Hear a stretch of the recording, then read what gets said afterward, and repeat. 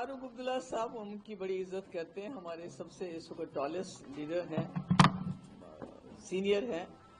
तो उनको भूल गया कि उनके जो वालिद हैं शेख अब्दुल्ला साहब मरहूम, उनको डिक्सन प्लान के लिए ही अरेस्ट किया गया था।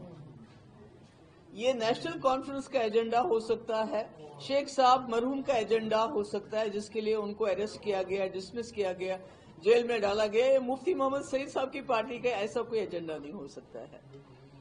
तो उससे पहले मैं ये कहना चाहती हूं कि जो पिछले कुछ दिनों से श्रीनगर में जर्नलिस्ट के साथ हो रहा है, जो रिपोर्ट्स आ रही हैं, उनको थाने में बुला के उनको बॉन्ड साइन करवाए जा रहे हैं, मैं उसकी मजम्मत करती हूं। और मैं उम्मीद करती थी कि फारूक साहब इसके बारे में बात करेंगे, इसको कंडेम करेंगे, मगर उसके बजाय वो जो बात मैंने कह दी पीर पंचाल रीजन को लेके और चिनाब वैली रीजन को, आप सभी लोग जानते हैं पीर पंचाल एक ऐसा रीजन है, दूर दराज का इलाका है, और वहां जब भी हमारे दो मुल्कों के बीच में तनाव होता है तो शेलिंग हो, गोलाबारी हो, तो उसको उनका खिमियाजा भुगतना पड़ता है।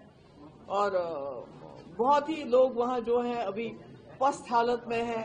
तो इनको इंतजामिया वहां देना, वहां डिवीजन उनको देना, एक डिविजनल कमिश्नर का बैठना, मुझे समझ नहीं आता ये कहां से बन गया डिक्सन प्लान। इसी तरह चिनाब वैली जो एनवायरमेंटली आपको पता है कि वहां कितना फ्रेजाइल है, कितनी वहां पर जो है नेचुरल डिजास्टर्स आते हैं, कितने वहां एक्सीडेंट्स होते हैं, क्या वहां का माहौल है, वहां जो बिजली सबसे ज्यादा पैदा होती है, जो हमारे पूरे स्टेट को नहीं पूरे मुल्क में जाती है, पर वहां आपने देखा है कि नेशनल हाईवे कितनी बार बंद होता है, कितनी दिक्कतें होती हैं।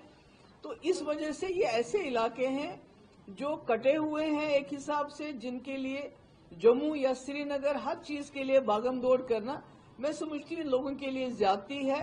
लोगों की एम्पावरमेंट होनी चाहिए। जमहूरियत की सबसे बड़ी निशानी है कि लोगों के पास हुकूमत पहुंच जाए।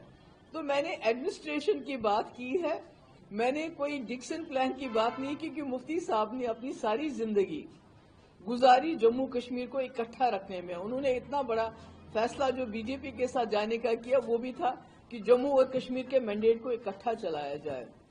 तो ऐसे में अगर फारूक साहब ऐसा कहते हैं, पर मुझे तो पहले ये भी हैरानगी होती है कि बीजेपी ने पहले स्टेट के 2 टुकड़े कर दिए, अब उनके लीडर ट्राइफरकेशन की बात करती है, पर फारूक साहब उसके बारे में कुछ नहीं बोलते हैं, उनको उनकी मुखालफत नहीं करते हैं। पर चूंकि महबूबा मुफ्ती ने कहा राजौरी, पुंछ, डोडा, किश्तवाड़, जो भी चिनाब वैली है, पीर पंचाल वैली है, वहां उनका एक डिविजनल एडमिनिस्ट्रेशन क्रिएट होना चाहिए। जहां जहां नए डिस्ट्रिक्ट्स की जरूरत है उनको वो मिलना चाहिए, ताकि इन लोगों की जो जिंदगी कुछ आसान हो जाए। तो इसमें फारूक साहब को गुस्सा आया तो मैं क्या करूं, सिर्फ उनको यही गुजारिश करूंगी, आप याद कीजिए कि आपके वालिद को किस डिक्सन प्लान के लिए जेल में डाल दिया गया था, तो आपको पता चलेगा कि नेशनल कॉन्फ्रेंस का क्या एजेंडा है और पीडीपी का एजेंडा रहा है मुफ्ती साहब का कि जम्मू कश्मीर के ये एक ध्यान भटकाने की भी बात करते हैं।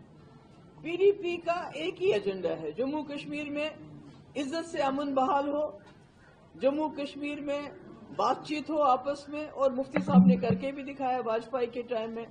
जम्मू कश्मीर में शांति बहाल करने के लिए, अमन बहाल करने के लिए पाकिस्तान से भी बात हुई, रास्ते भी खुले, चाहे रावला कोट हो, चाहे उड़ी मुजफ्फराबाद हो, जो हालात ठीक हो जाएं, आर्मी को अपने बैरक्स में वापस जाना चाहिए, जो हमारे पावर प्रोजेक्ट हैं उनके लिए हमें कंपनसेट किया जाना चाहिए, या 2 पावर प्रोजेक्ट वापस दो। ये हमारा एजेंडा है कि जम्मू कश्मीर हंसता बसता रहे, इकट्ठा रहे, मगर लोगों को के पास सरकार पहुंचे। ये नहीं कि वो धक्के खाएं, राजौरी, पुंछ और डोडा किश्तवाड़ के लोग कभी श्रीनगर फाइल लेके, कभी जम्मू फाइल लेके, उनको सरकार अपने दरवाजे पे मिले।